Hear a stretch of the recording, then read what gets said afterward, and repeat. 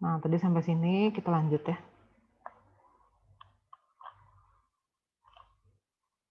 Beberapa contoh dari berbagai jenis koloid berdasarkan keadaan fisik dari fase terdispersi dan medium pendispersi adalah sebagai berikut. Nah, kelihatan semuanya ini ada gelas berwarna. Maksudnya gelas berwarna itu kayak begini. Ini contohnya cat juga termasuk sol tadi ya. Dia koloid juga. Ini keju.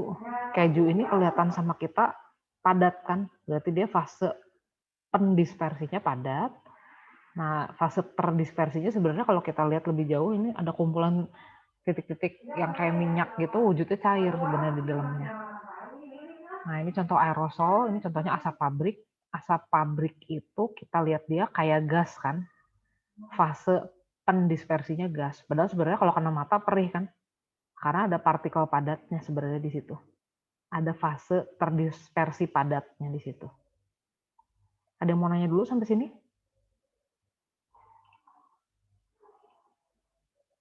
Tidak ada? Semuanya oke? Oke, Bu. Oke. Kalau susah mute unmute, kasih jempol aja. Lanjut ya. Kabut adalah aerosol cair.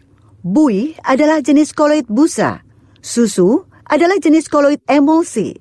Busa adalah jenis koloid busa padat. Nah, ini contoh-contohnya lagi. Kabut itu kelihatannya kayak gas kan. Fase pendispersinya gas. Padahal kalau kita melewati si kabut itu, nembus kabut itu kerasa ada partikel, ada cairan-cairannya kan. Nah, karena kabut itu aerosol. Buih pasti sering lihat lah ya. Ini contohnya milk froth, ini frothy milk yang ada di atas kopi. Nah, kayak gitu. Kalau susu ini kelihatan sebagai cair kan. Nah, di dalamnya ada partikulat cair juga. Busa, maksudnya busa di sini bukan busa buat mandi, busa yang buat tidur gitu, kasur busa nih contohnya. Styrofoam juga dia termasuk jenis koloid yang sama dengan busa padat. Oke, bisa lanjut? Atau ada yang mau nanya dulu?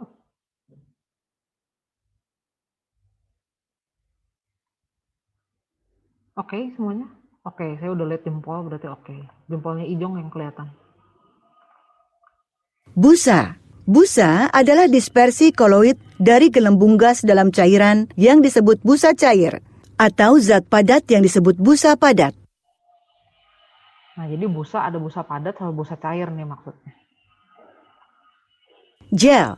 Gel adalah sistem koloid di mana fase terdispersi terdiri dari partikel berserat, terjalin yang disebut fibril, yang memberikan efek yang jelas pada sifat fisik dari medium pendispersi.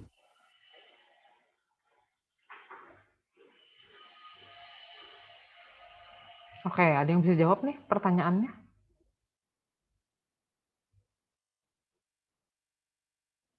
Halo? Emulsi. Bu. Siapa tuh tadi yang jawab?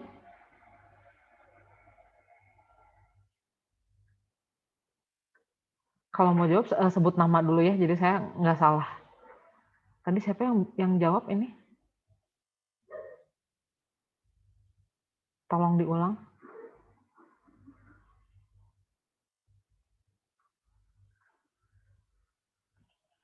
Halo? Ini tadi siapa yang jawab nih?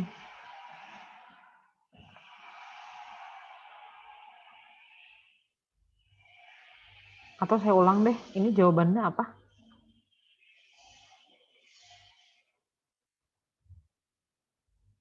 Ini kedengeran ke sana nggak sih suaranya? Dengeran, Bu. Oke. Dengar, Bu. Oke, jadi jawabannya apa ini pertanyaan yang ini? Emulsi, Bu. Emulsi, Kan. oke. Sip. Kita lanjut. Koloid diklasifikasikan dalam dua jenis, berdasarkan sifat interaksi antara fase terdispersi dan medium pendispersi. Jenis-jenis ini adalah koloid liofil, koloid liofob. Nah, ini sekarang ada penggolongan koloid, tapi berdasarkan interaksi antara fase-fasenya. Jadi bukan apa yang terlihat, tapi interaksi antara fasenya. Di sini ada koloid liofil dan liofob. Lio ini artinya air. Nah, kalau phil itu artinya suka, phob itu artinya takut. Jadi liofil ini dia berinteraksi dengan baik antara terjadi interaksi yang baik antara fase terdispersi dan medium pendispersinya. Kalau pada koloid liofob sebaliknya, interaksinya itu mereka nggak terlalu akrab tuh, fase terdispersi dan pendispersi. Nanti kita lihat bedanya nih. Koloid liofil. Dalam sistem koloid ini, partikel fase terdispersi memiliki afinitas yang kuat atau mudah menarik medium pendispersi. Koloid liofil juga dikenal sebagai koloid yang menyukai cairan. Koloid liofil adalah Sol reversible. Sampai sini ada yang mau nanya?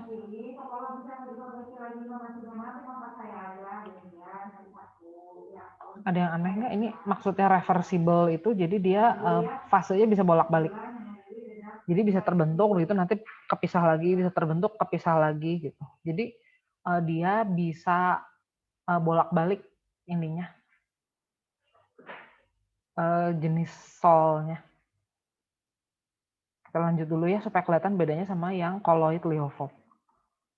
Koloid liofil dapat dibuat dengan langsung mencampur fase terdispersi dengan medium pendispersi. Koloid liofil cukup stabil dan tidak dapat digumpalkan dengan mudah.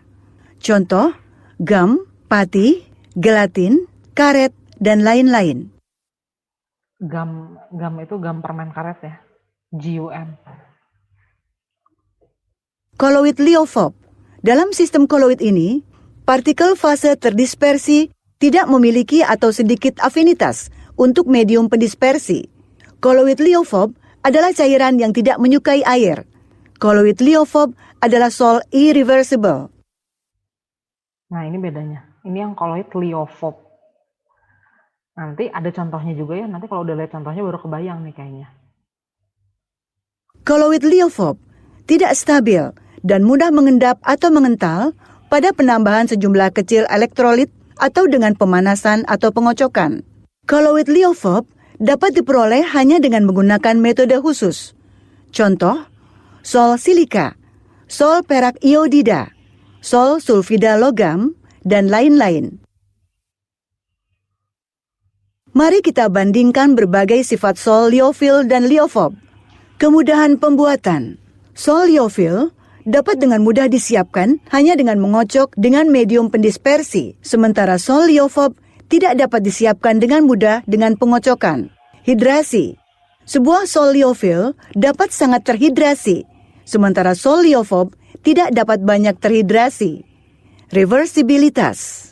Sol liofil bersifat reversible, sedangkan sol liofob bersifat irreversible. Stabilitas.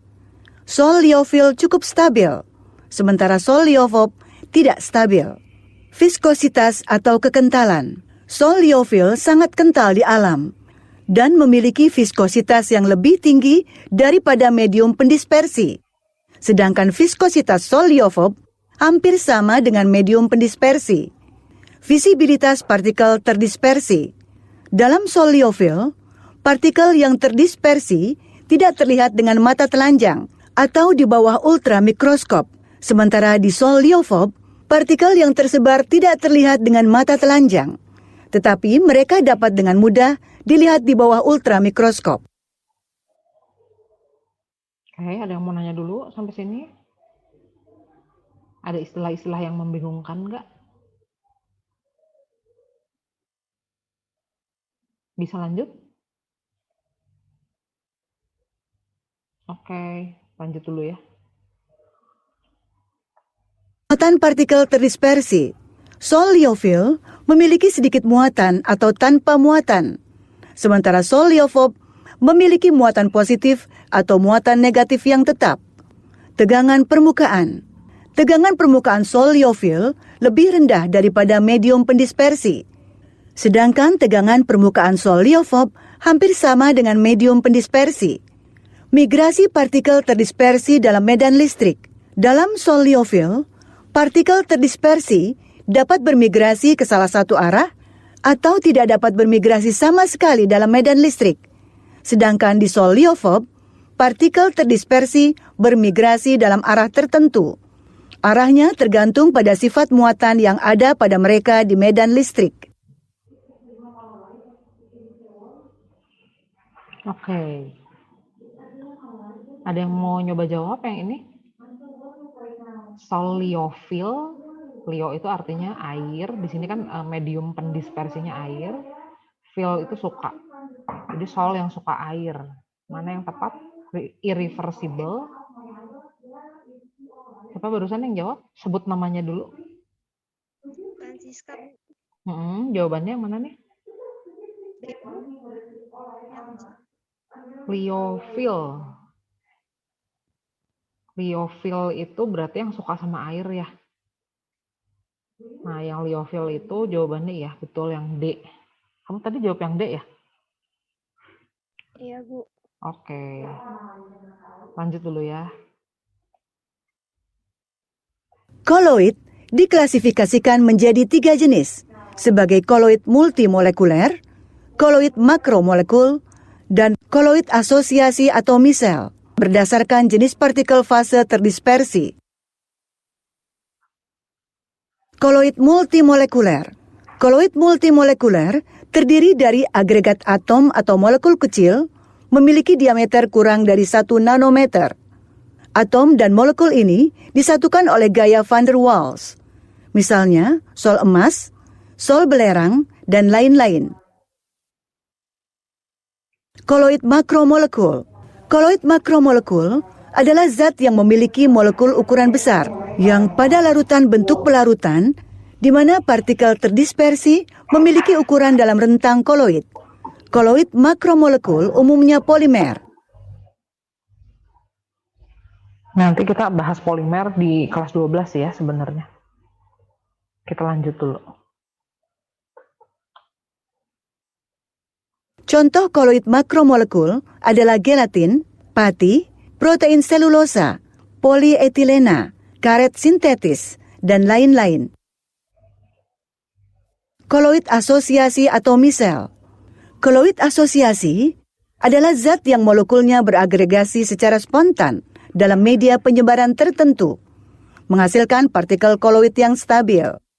Zat ini berperilaku seperti elektrolit normal pada konsentrasi rendah, tetapi berperilaku seperti koloid pada konsentrasi yang lebih tinggi.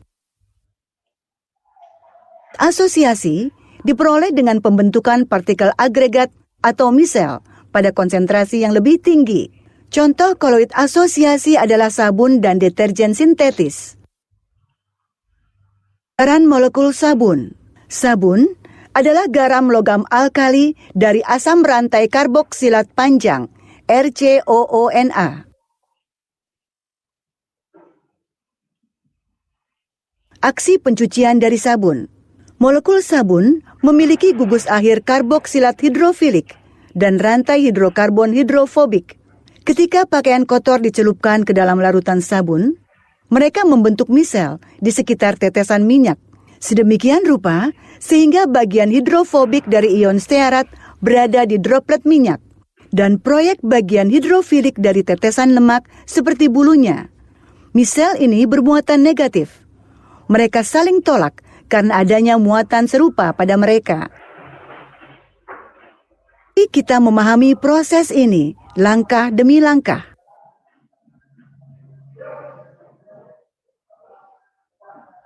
Nah, ini proses pencucian oleh sabun kayak gini nih. Jadi bagian dari sabun itu kan tadi ada yang ekor panjangnya itu disebutnya ion stearatnya, sama ada ion natriumnya. Nah, yang stearatnya itu nanti nempel dulu ke kotoran. Terus udah gitu melingkar, bagian kepalanya nanti jadi semua menghadap ke pelarut, ke air. Nah, itu yang disebut misel katanya. Dia koloid asosiasi. Ini lagi SMP pernah dibahas sih. Perlu diulang nggak? Atau kita lanjut dulu aja?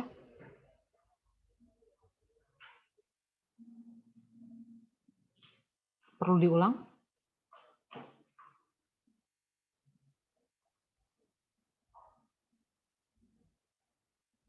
Perlu diulang atau lanjut aja nih? Bebas, Bu. Oke, saya ulang sekali lagi ya, supaya kebayang aja. Gambaran molekul sabun. Sabun adalah garam logam alkali dari asam rantai karboksilat panjang, RCOONA. Nah, ini kan tadi dia bilang garam logam alkali. Sabun itu garam logam alkali. Nah, kenapa dia disebut garam? Karena dia hasil reaksi antara asam dan basa. Basanya nyumbang Na, asamnya itu nyumbang RCOO gitu maksudnya. Nah, sabun itu punya ujung yang ada Na-nya sama ini nih yang rantai karbon panjangnya. Yang bagian rantai karbon panjang itu ujung nonpolarnya. Nanti ujung nonpolar fungsinya narik kotoran yang bentuknya minyak itu. Kotoran yang sifatnya nonpolar juga. Nah, bagian kepalanya, ini kita sebutnya kepala, kalau yang panjang ini ekor. Bagian kepalanya atau yang ada natriumnya, itu nanti akan menarik si bagian ekor supaya dia terlarut ke air. Jadi kotorannya lepas.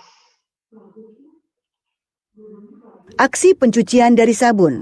Molekul sabun memiliki gugus akhir karboksilat hidrofilik dan rantai hidrokarbon hidrofobik. Ketika pakaian kotor dicelupkan ke dalam larutan sabun, mereka membentuk misel di sekitar tetesan minyak. Sedemikian rupa sehingga bagian hidrofobik dari ion stearat berada di droplet minyak dan proyek bagian hidrofilik dari tetesan lemak seperti bulunya. Misel ini bermuatan negatif. Mereka saling tolak karena adanya muatan serupa pada mereka. Mari kita memahami proses ini langkah demi langkah. Ini si kainnya ada nodanya biasanya senyawa nonpolar. Dicelupkan ke larutan yang ada sabunnya. Nah, bagian ekornya, bagian stearatnya, rantai karbon yang panjangnya itu yang muatan negatif nanti mengikat kotoran. Bagian kepalanya itu nanti narik si kotoran ini supaya terlarut ke air karena bagian kepalanya sifatnya polar. Jadi dia melarut di dalam air. Kotoran yang teremulsi yaitu misel dicuci dalam air selama pembilasan. Perbandingan sifat koloid multimolekuler, koloid makromolekul, dan koloid asosiasi. Koloid multimolekuler terdiri dari agregat atom atau molekul kecil dengan diameter kurang dari 1 nanometer. Dalam koloid makromolekul, partikel fase terdispersi itu sendiri berukuran besar. Koloid asosiasi berperilaku seperti elektrolit normal pada konsentrasi rendah, dan sebagai koloid pada konsentrasi yang lebih tinggi karena pembentukan partikel agregat. Dalam koloid multimolekuler, atom atau molekul tertahan oleh gaya van der Waals yang lemah. Dalam koloid makromolekul, gaya van der Waals yang menahan partikel relatif lebih kuat karena adanya rantai panjang. Dalam koloid asosiasi, gaya van der Waals bergantung pada konsentrasi. Semakin tinggi konsentrasinya, semakin besar pula gaya van der Waals. Dalam koloid multimolekuler, massa molekul tidak terlalu tinggi. Dalam koloid makromolekul, massa molekul tinggi. Dalam koloid asosiasi, massa molekul umumnya tinggi. Koloid multimolekuler bersifat liofil di alam, sedangkan koloid makromolekul bersifat liofob. Molekul koloid terkait memiliki kelompok liofil dan liofob. Mari kita uji pemahamanmu tentang berbagai jenis koloid. Pilih contoh koloid asosiasi dari opsi yang diberikan di bawah ini. Opsi A, sabun.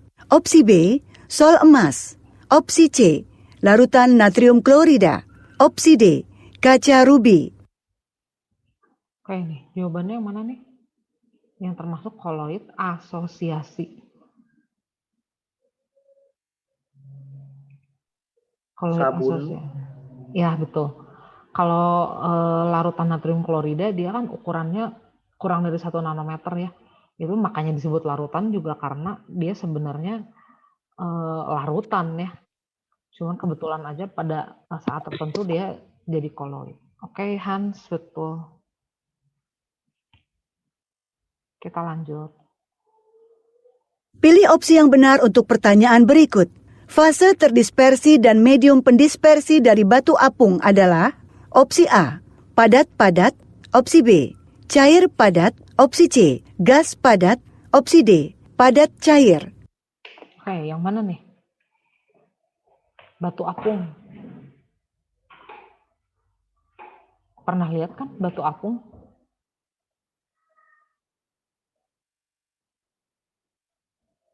Jadi dia batu, kayak biasa aja bentuknya padat, tapi ada bolong-bolongnya, ada rongga-rongganya gitu. Rongganya halus banget. Oke. Ya, Sharon deh. Apa Sharon jawabannya? Gas padat, Bu. Iya, betul. C ya. Gas padat, betul. Gas dalam padat. Ya kata Bu Imas itu yang buat gosok kaki, biasanya buat bersihin tumit yang digosok-gosokin gitu. Nah, itu batu apung tuh. Oke, Sharon betul. Jawabannya C di sini. Gas dalam padat. Kita ngelihatnya padat, padahal sebenarnya di dalamnya ada partikel gasnya. Koloid. Oke, kita lanjut sekarang ke pembuatan koloidnya. Mudah-mudahan masih cukup nih waktunya. Kita lanjut dulu. Koloid dibuat oleh 3 metode, yaitu dengan metode kimia, dengan disintegrasi listrik atau metode busur Bredig, dan dengan metode peptisasi. Koloid dibuat dengan metode kimia, arsenik oksida dan hidrogen sulfida pada dekomposisi ganda menghasilkan sol arsen sulfida dan air. Sulfur dioksida dan hidrogen sulfida pada oksidasi menghasilkan sol belerang dan air. Oke, di bagian ini biasanya koloid itu dibuat dengan reaksi kimia. Kalau yang pertama ini contohnya, ini reaksinya bukan reaksi redoks, tapi di sini ada pembentukan endapan. Jadi biasanya reaksi yang menghasilkan endapan itu kemungkinan besar bisa dipakai untuk membuat koloid. Nah, yang kedua, ini reaksinya reaksi redoks nih. Biloks unsur sulfur berubah di sini. Di sini kan sulfurnya plus 4 nih biloksnya. Di sini min 2. Di sini jadi 0. Ini kebetulan reaksinya reaksi konproporsionasi kalau kamu ingat.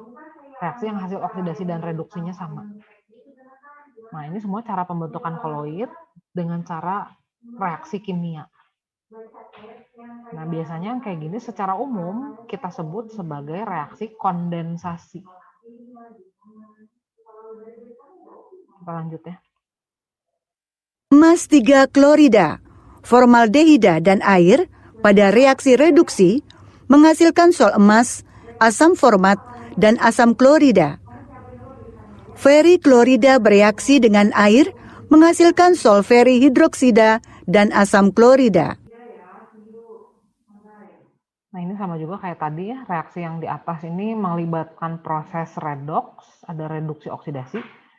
Nah, kalau reaksi yang kedua yang di bawah ini disebutnya hidrolisis. Nih, ada reaksi dengan air ya. Ingat hidrolisis garam? Nah, reaksi dengan air ini juga termasuk metode pembentukan koloid secara kimiawi atau reaksi kimia. Atau kita sebut tadi sekali lagi kondensasi caranya. Sekarang giliranmu untuk memilih pilihan yang benar.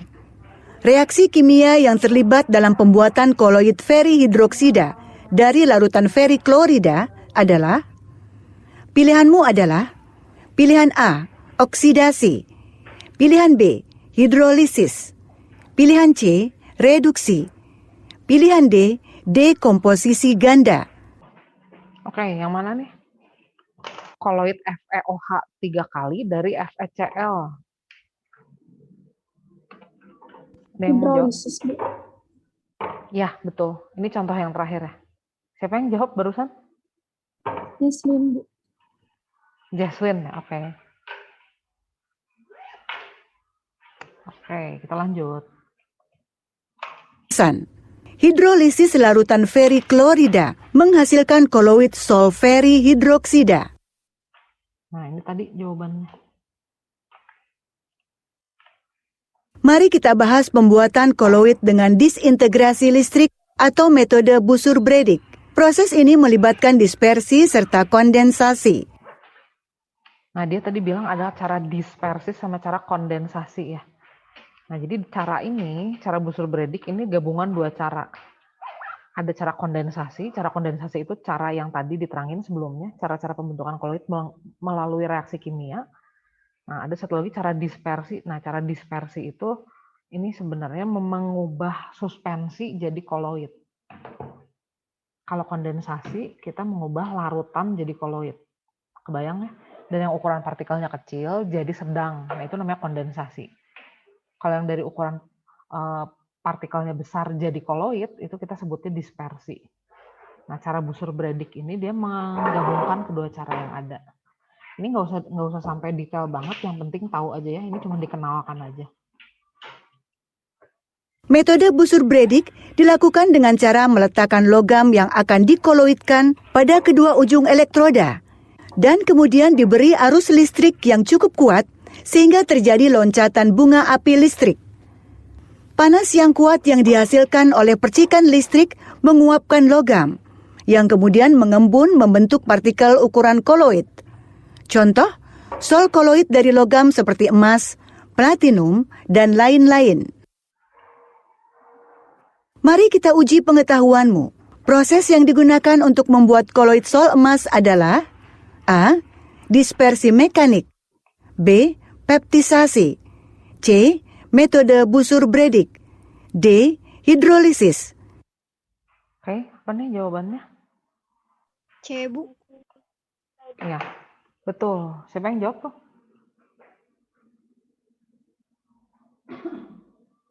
Tadi ada 2 orang deh yang jawab. Siapa yang jawab?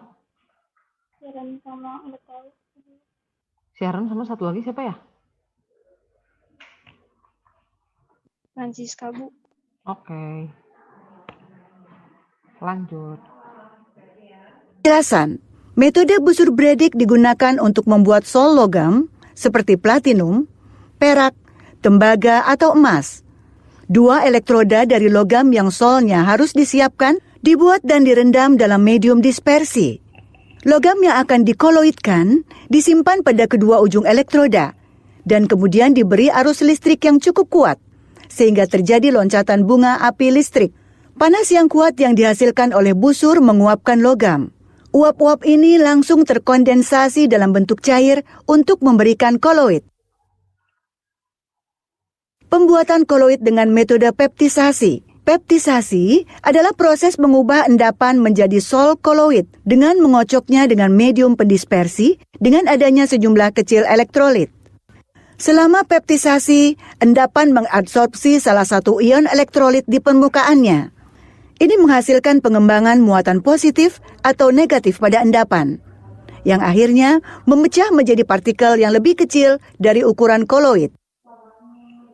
Oke, pernah dengar enzim pepton kan? Pernah ya? Nah, enzim itu dia fungsinya memecah, dia fungsinya sebenarnya sebagai katalis reaksi ya. Nah, ingat aja itu, kalau cara peptisasi berarti kita memecah. Kalau memecah berarti kita punya sesuatu yang lebih besar, dirubah menjadi ukurannya lebih kecil. Dari endapan, dirubah menjadi koloid. Nah, ini kebalikannya dengan kondensasi. Kalau kondensasi, kita punya partikel yang kecil-kecil, terus kita kumpul-kumpulin, kita kondensasikan, kita deketin jaraknya, nanti jadi koloid. Kalau dari endapan atau suspensi, tadinya ukurannya besar, terus kita dispersikan, kita peptisasi. Jadi, ukurannya akan lebih kecil, jadi koloid. Gitu ya, itu bedanya. Mudah-mudahan kita beres sampai cara peptisasi, udah gitu nanti kita break dulu bentar. Jawab pertanyaan berikut dengan memilih opsi yang benar. Proses mengubah endapan menjadi partikel koloid dengan mengocoknya dengan medium pendispersi dengan adanya sejumlah kecil elektrolit yang cocok dikenal sebagai A. Endapan, B. Depresipitasi, C. Peptisasi, D. Miselasi.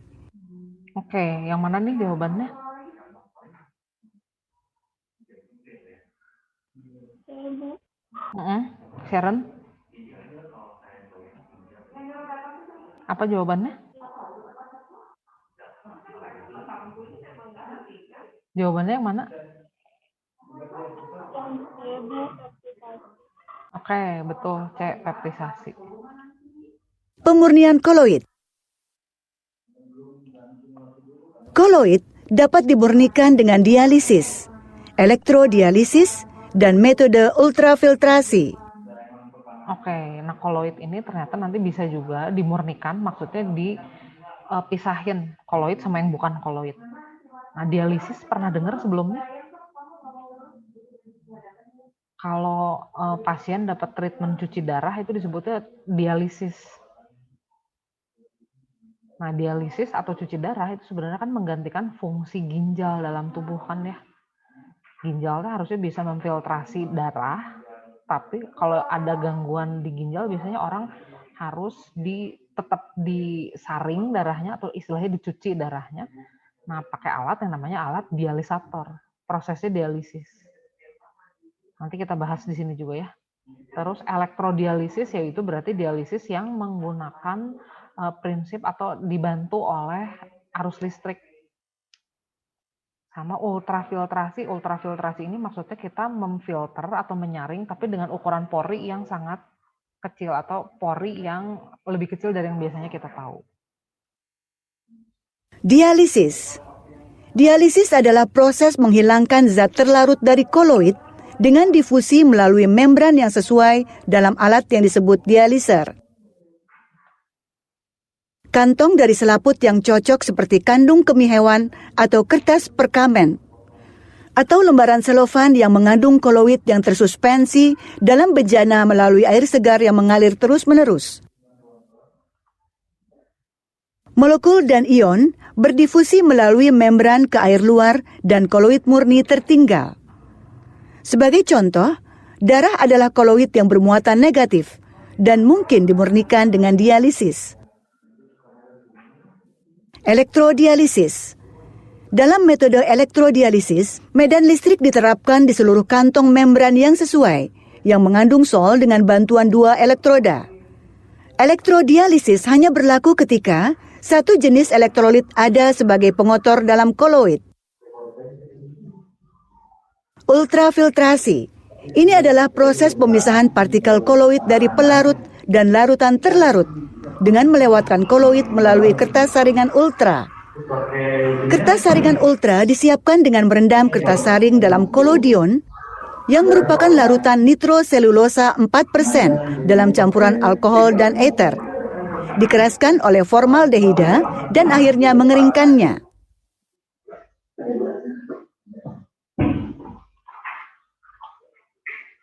Ultrafiltrasi adalah proses yang lambat.